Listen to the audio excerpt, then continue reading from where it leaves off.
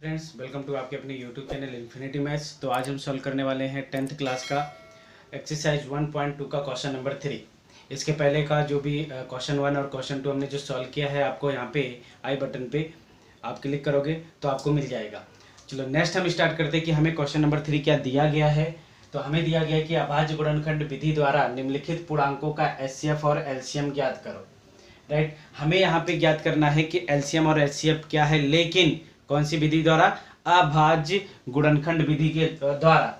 तो पहले तो हमें ये पता होना चाहिए कि हम अभाज्य संख्या किसको कहते हैं। तो अभाज्य संख्या, भाज्य संख्या, सम संख्या, विषम संख्या, इन सब में अगर कोई आपको डाउट है तो ये भी वीडियो आपको यहाँ पे सजेशन बॉक्स में जो आपको आई बटन दिया गया यहाँ से आपको मिल जाएगा, आप उसे कर सकते हो। फिर भी मैं एक बार रिवाइज कर दूं कि अभाज्य संख्या हम किसे कहते हैं कि जिन ऐसी संख्याएं जो सिर्फ खुद के टेबल में आते हो और 1 के टेबल में आते हो उन्हें हम अभाज्य संख्या कहते हैं। तो ऐसी संख्याओं के हमें ये अभाज्य गुणनखंड विधि के द्वारा हमें ज्ञात करना है। तो हम स्टार्ट करते हैं। पहला सवाल हमें दिया गया है 12, 15 और 21। तो 12, 15 और 21 इन तीनों का आप ज्ञात कर लोगे अभाज्य गुणनखंड। तो 2 6 12, 2 3 3 1, 3 5 और 5 1, इसी तरह से 3 7 और 7 1। तो इस तरह से आपको मिल गया 12 का मिल गया आपको 2 की घात 2 गुणे 3, 15 का आपको मिल गया 2 3 गुणे 5, 21 का आपको मिल गया 3 गुणे 7।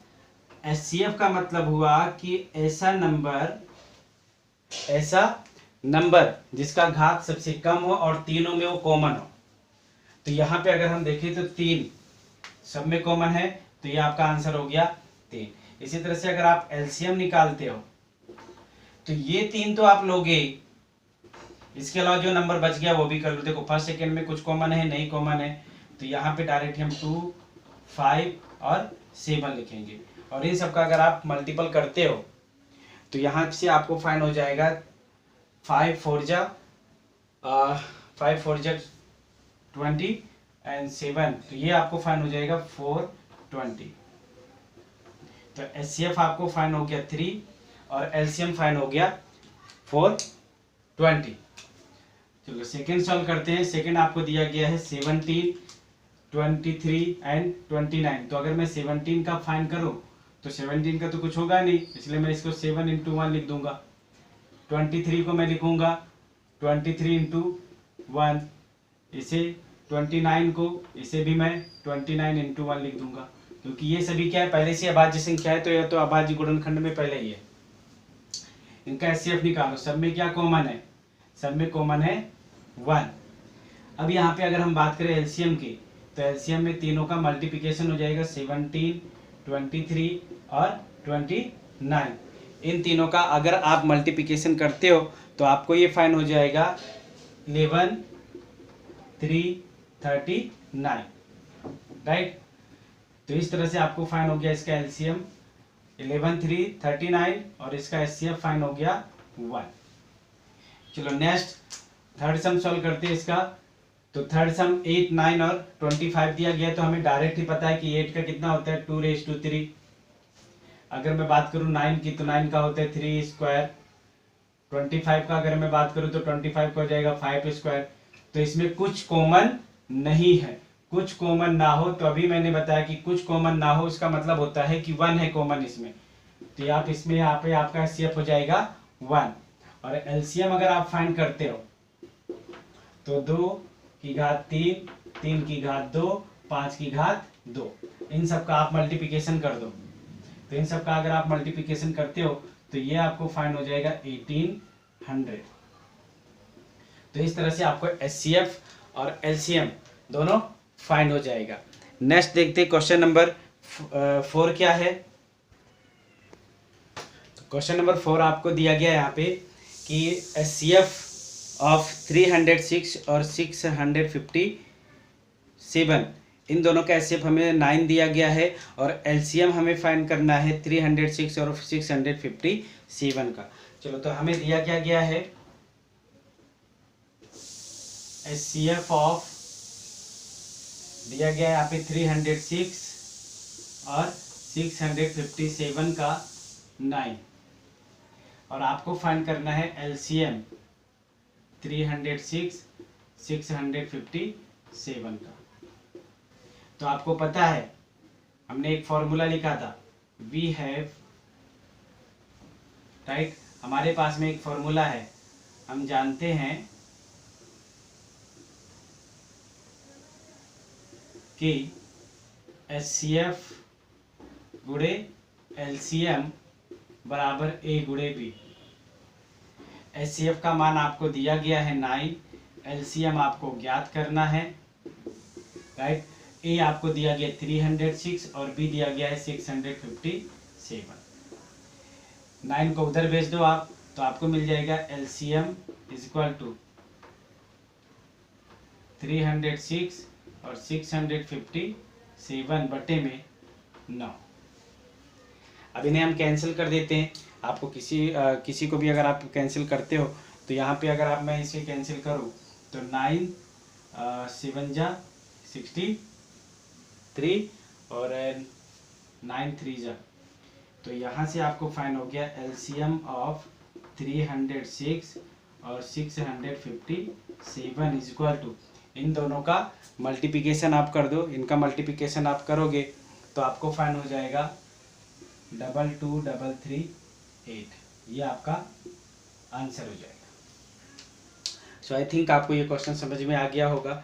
तो अगर आपको एलसीएम या एचसीएफ में से कोई भी एक टर्म्स दिया गया हो, एक पद दिया गया हो और दूसरा पद ज्ञात करने के लिए बोला गया, तो आप इस फॉर्मूले से ज्ञात कर सकते हो। चलो देखते हैं नेक्स्ट क्वेश्चन क्या है। Question number 5। तो क्वेश्चन नंबर 5 आपको दिया गया कि जांच कीजिए कि किसी प्राकृतिक संख्या n के लिए संख्या 6n अंक 0 पर समाप्त हो सकती है।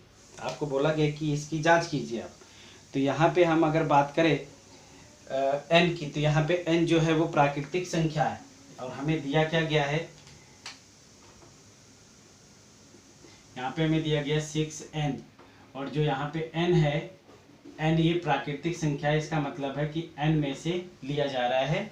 अगर मैं इसी को लिखूं तो आप इसे लिख सकते हो कि n प्राकृतिक संख्या है।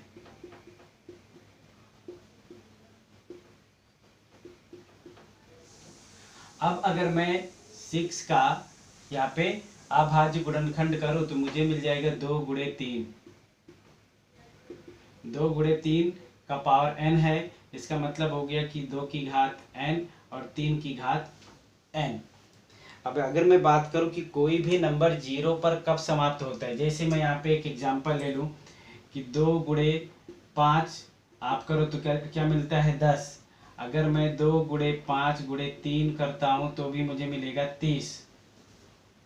अगर मैं 2 गुणे 3 ही करता हूं तो मुझे मिलेगा 6। ये जो नंबर है ये 0 पर समाप्त नहीं हो रहा है।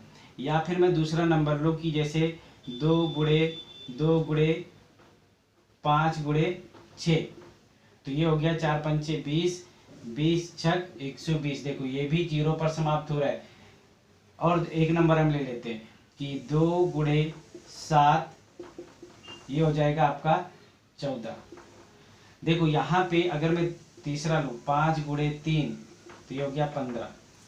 तो यहाँ पे अगर आप चेक करो तो जितने भी 0 वाले नंबर हैं सब में 2 और 5 तो आ ही रहा है, 2 और 5 सब में आ रहा है। इसका मतलब है कि अगर कोई भी नंबर का हम मल्टीप्लिकेशन करते हैं, लास्ट में 0 कब आता है, जब उसका अभाज्य गुणनखंड 2 और 5 होगा तो, राइट, कंपलसरी, या ऐसा हम कह सकते हैं कि ये होना ही चाहिए 2 और 5। इसके अलावा कोई नंबर होगा तो भी चलेगा, लेकिन 2 5 कंपलसरी होना ही चाहिए, तो ही वो नंबर 0 पर समाप्त होता है। लेकिन अगर हम यहाँ पर बात करें 6 की घात n की, तो यहाँ पे हमें मिल जाता है 2 की घात n, 3 की घात n। यहाँ पे 2 तो है लेकिन 5 नहीं है। इसका मतलब ये हुआ कि ये जो नंबर आपको दिया गया है ये 0 पर समाप्त नहीं होगा। तो अगर मैं यहाँ पे लिखूं 6 की घात n, या इसका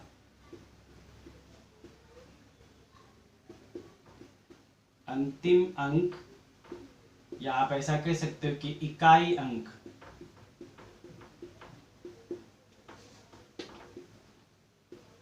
शून्य नहीं होगा, क्योंकि 6 के अभाज्य गुणनखंड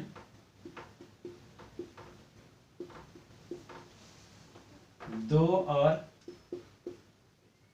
3 है। यदि किसी संख्या का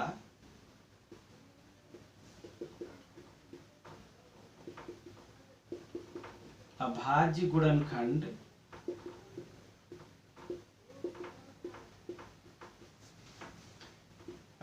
गुणनखंड में 2 और 5 दोनों एक साथ आते हैं,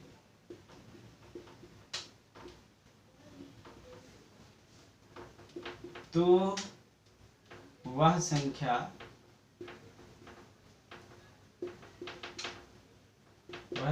का इकाई अंक शून्य होता है।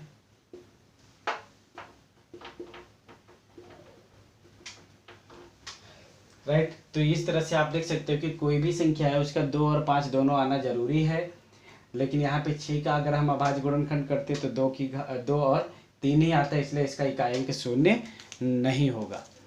Next question number 6।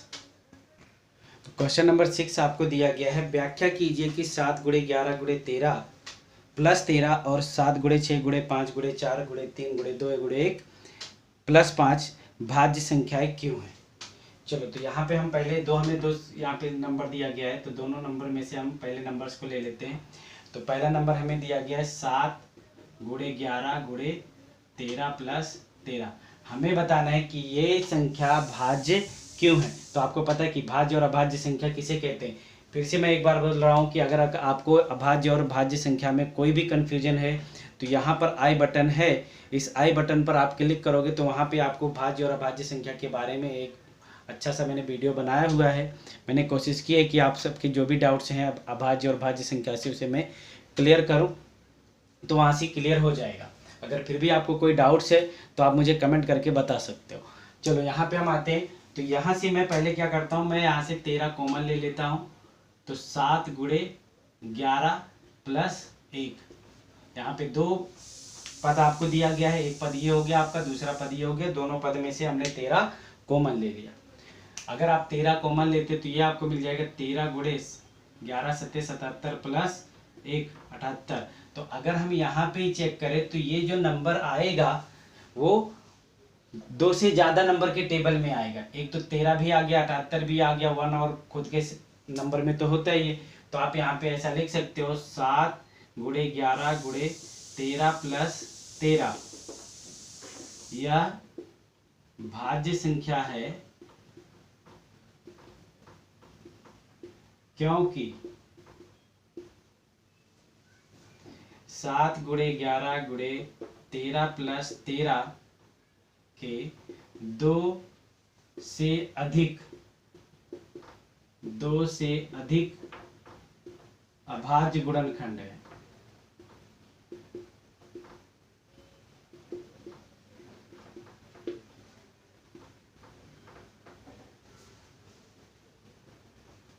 इसी तरह से आपको दूसरा ज्ञात करना है जो आपको नंबर दिया गया है।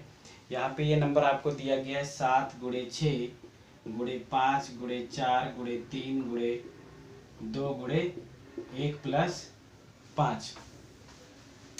इसमें से भी देखो आपको दिया गया है 2 नंबर, 2 पद दिया गया है। इसमें से भी 5 कॉमन निकाल दो, जो भी आपका बचता है उसका मल्टीप्लिकेशन हो जाएगा, आपको यहाँ पे कोई नंबर मिल जाएगा।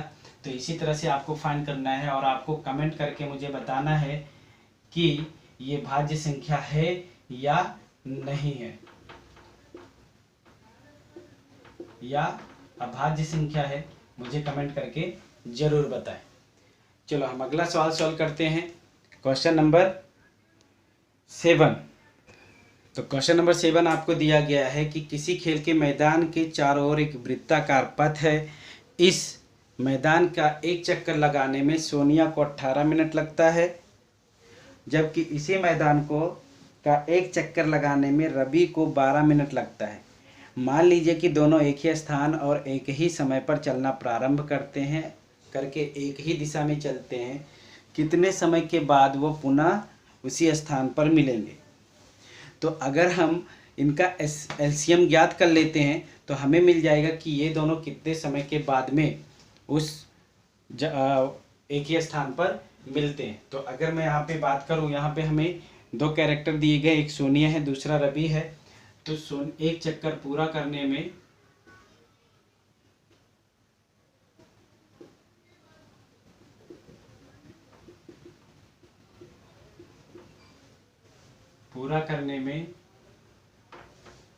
सोनिया द्वारा लिया गया समय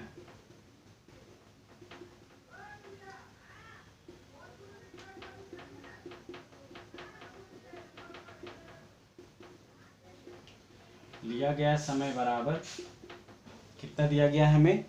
यहाँ पे हमें 18 मिनट दिया गया कि सोनिया 18 मिनट में एक चक्कर पूरा करती है। वही एक चक्कर पूरा करने के लिए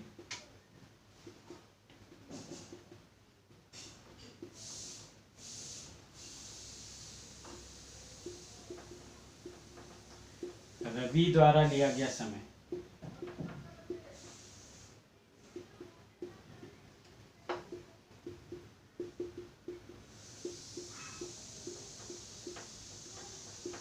बराबर 12 मिनट। इन दोनों का अगर हम एलसीएम ज्ञात कर लेते हैं तो हमें मिल जाएगा कि वो उसको टोटल उनको कितना समय लगेगा। चलो अगर हम 18 का निकालते हैं अभाज्य गुणनखंड, तो अभाज्य गुणनखंड इसका कितना होगा? 2 गुणे 3 की घात 2, क्योंकि 2 गुणे 9 बराबर हो जाएगा 18।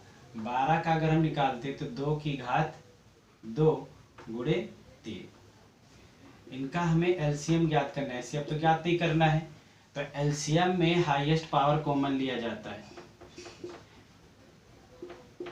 तो इस तरह से आपको मिल गया 4 गुणे 9 बराबर 36 मिनट। 36 मिनट के बाद में, इसलिए 36 मिनट के बाद रवि और सोनिया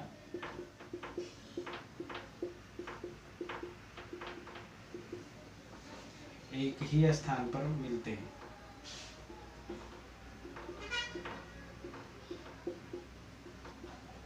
जहाँ पर से स्टार्ट किया था वहाँ पर ही ये जाकर मिलेंगे। तो आई होप आप लोग को ये एक्सरसाइज अच्छे से समझ में आ गया। सो प्लीज़ गाइस इस वीडियो को लाइक कीजिए, शेयर कीजिए, और जो भी अभी इस चैनल पे फर्स्ट टाइम आए हो तो इस चैनल को सब्सक्राइब करना ना भूलें। Thank you so much.